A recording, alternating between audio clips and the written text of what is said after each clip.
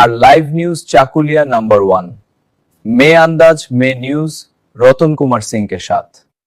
উত্তর দিনাজপুরের গোয়ালপুকুর 2 দিনম ব্লকের অন্তর্গত আপনাদের এসআইআর এর হিয়ারিং এ চলছে।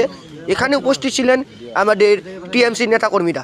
এখানে উপস্থিত ছিলেন কি কারণে আপনাদেরকে জানিয়ে দিই যে এখানে অনেকজন কাগজপত্র ঠিক মতো নিয়ে আসেনি, তাই জন্য ঠিক করার জন্য এখানে মদত করছে।